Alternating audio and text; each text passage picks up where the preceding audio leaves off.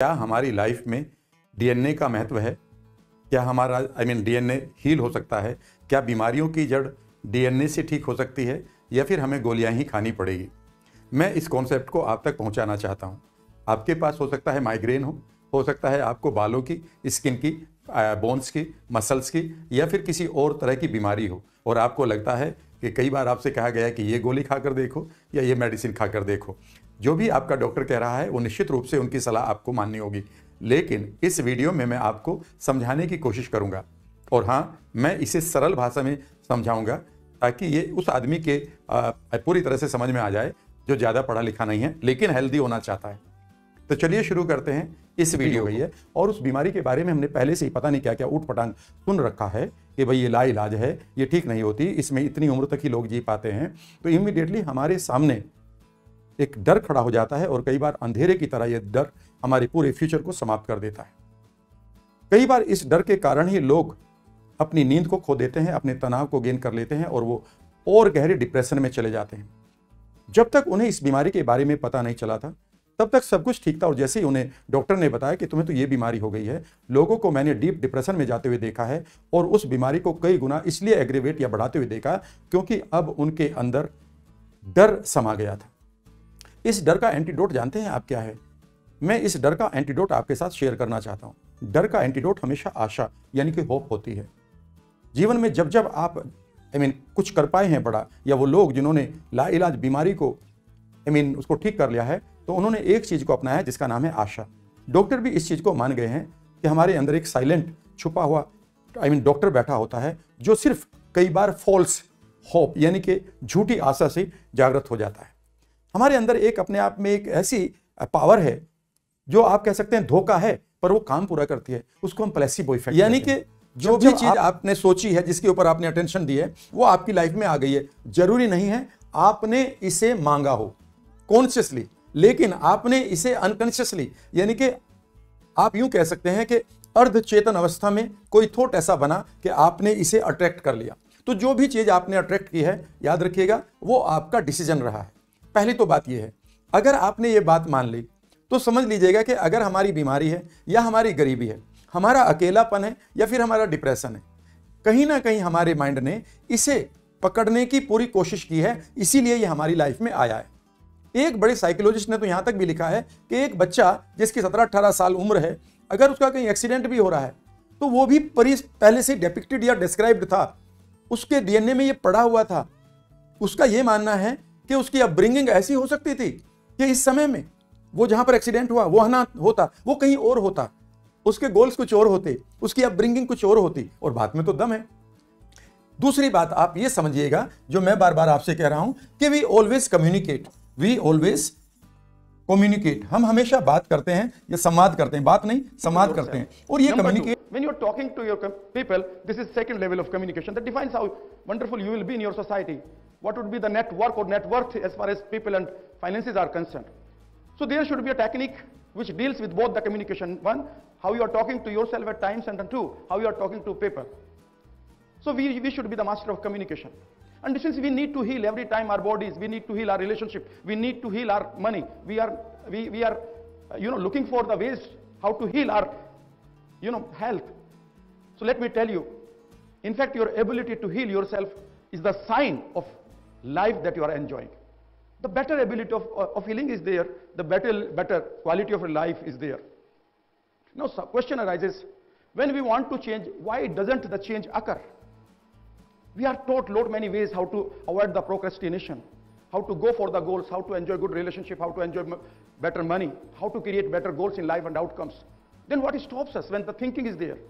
Now let me make you understand three basic things that you might use in your life every day, every moment rather, even now. First is your awareness of the things. We need to get aware of the things that we need, our goal, our health. The same thing is called belief system. आप यूं समझिए कि आप पैसा सिर्फ और सिर्फ तब वो कमाएंगे जब आप अपने एक चीज को समझेंगे, और वो है बिलीफ सिस्टम। लोग इसे समझते भी नहीं है क्या भला, और मैं भी सुनता रहता हूँ, बहुत लोग कहते हैं बिलीफ को बदलो। 99% लोगों को यही नहीं पता कि बिलीफ अंदर है क्या, करता कैसे है और इसे बदल कैसे सकते हैं। इसलिए वो पैसा नहीं कमा पाते। उनकी आंखों के सामने अपॉर्चुनिटी होती है कई बार, और आप समझाते रहते हो भाई कर ले, लेकिन आपको वो अपॉर्चुनिटी दिखाई दे रही, उसकी आंखों पर ऐसा लगता है कि ताला जाला लग गया है और वो कुछ भी नहीं देख पा रहा है, दूर तक का नहीं देख पाता है, इसलिए वो लोग नहीं कमा पाते। कहीं सर ऐसा तो नहीं है कि उनको फेलियर से डर लगता है इसलिए वो फर्स्ट एफर्ट नहीं कर पाते? मैम इसमें कई बार आप यूँ समझिए जी कि कई बार लोगों को फेलियर से ज़्यादा सक्सेस होने से डर लगता है, बिकॉज उनके पास वह इतनी बड़ी आइडेंटिटी भी नहीं है कि वो सक्सेसफुल होकर कहाँ जिएंगे। कई बार सक्सेस उनके लिए बहुत बड़ा प्रॉब्लम या बर्डन बन जाती है। जिम रोन का एक सेंटेंस इसका समाधान कर देता है। उन्होंने कहा कि अगर आपको कोई गलती से $1 मिलियन दे दे तो फटाफट मिलियनर माइंडसेट तैयार कर लो, वरना 4 महीने से लेकर 2 साल के अंदर आप कंगाल दोबारा हो जाओगे, इस पैसे को नहीं रोक पाओगे। ग्लेन रीन नाम के एक साइंटिस्ट ने एक एक्सपेरिमेंट किया और उन्होंने ये एक्सपेरिमेंट किया कि उन्होंने 10 हीलर लिए हार्ट मैथ नाम के इंस्टीट्यूट में जो कैलिफोर्निया में, और 10 हीलर ट्रेंड थे और उनसे कहा कि आप लव एंड एप्रिशिएशन की एक फीलिंग लो, और उनके हाथ में एक बीकर में या एक नली में या एक कटोरी में ह्यूमन डीएनए दे दिया, और ह्यूमन डीएनए को हम ये मानते हैं बहुत स्टेबल होता है, और उनसे कहा कि 3 मिनट के लिए आप फीलिंग क्रिएट करो लव और एप्रिशिएशन की, ग्रेटिट्यूड की, अबंडेंस की, और 3 मिनट के बाद उनके डीएनए को चेक किया गया तो कुछ उसमें बदलाव नहीं हुआ। उनसे फिर उन्होंने कहा कि दूसरी बार एक बार फिर आप लव एंड एप्रिशिएशन की फीलिंग क्रिएट करिए, और जब आप पीक में जा रहे हो इन फीलिंग्स की तो आप एक अपना सेंटेंस छोड़िए कि my DNA should turn into left और क्लॉकवाइज और एंटी क्लॉकवाइज, मेरा डीएनए दाईं तरफ या बाईं तरफ घूमना चाहिए। कैन यू बिलीव क्या हुआ? सब लोगों ने जो भी उन्होंने कहा था तो सबका डीएनए 25 से 30% घुमा हुआ था। लेकिन उन्होंने फिर उनसे कहा कि तीसरा एक्सपेरिमेंट फिर करो। उन्होंने कहा कि आप सोचो कि आपका डीएनए एक बार फिर वाइंड या रिवाइंड करे या अनवाइंड करे, लेकिन इस वक्त आप कोई भी इमोशन क्रिएट नहीं करेंगे, आप न्यूट्रल रहेंगे। और 3 मिनट के बाद फिर चेक करा तो कोई डीएनए में बदलाव नहीं था। कहने का मतलब है डीएनए में तब बदलाव था जब उनके पास एक इंटेंशन थी और एक इमोशन थी। ध्यान से सुनिएगा, और यही आपको यहाँ चौथे पॉइंट पर करना है। इसी को मैं बार बार कह रहा हूँ, ये इंपॉर्टेंट है फ्रेंड्स, इसको हमेशा अपनी लाइफ में करिएगा। कुछ भी चीज को शिद्दत के साथ चाहते हैं, ये एक सिद्धांत भी है, इसको हम इंग्लिश में मोनिस्टिक थ्योरी कहते हैं, आप सबको ये जाननी चाहिए। मोनिस्टिक थ्योरी ये है कि जितनी भी चीजें आप देख रहे हैं ये किसी यूनिवर्सल मटेरियल से बनी है जो इनविजिबल है, जिसे आप कई बार यूनिवर्सल इंटेलिजेंस कहते हैं, यूनिवर्सल एनर्जी कहते हैं, डायनामिक एनर्जी कहते हैं, यूनिवर्सल पावर कहते हैं। जब सारे रास्ते बंद हो जाते हैं तो यूं समझिए कि तब एक बहुत ही खास दरवाजा खुलता है। जब आपकी लाइफ में सबसे ज्यादा पेन आ रहे हो तो समझ लीजिएगा कि आप मिरेकल के लिए तैयार हैं। उस मिरेकल के रास्ते में बस एक कि आपकी इमेज आपकी तरफ देख कर कह रही है, I feel healthy, energetic, young and slim. मैं महसूस कर रही हूं या कर रहा हूं कि मैं पूर्ण रूप से स्वस्थ, ऊर्जावान, युवा और स्लिम हो गया। मेक दो साउंड्स लाउडर। इन साउंड्स को अपने मस्तिष्क में लाउडली सुनना शुरू करें। Make the tonality wonderful, beautiful. आप अपनी टोनैलिटी को और खूबसूरत बनाएं। संवेदनाओं का आनंद लेते रहें।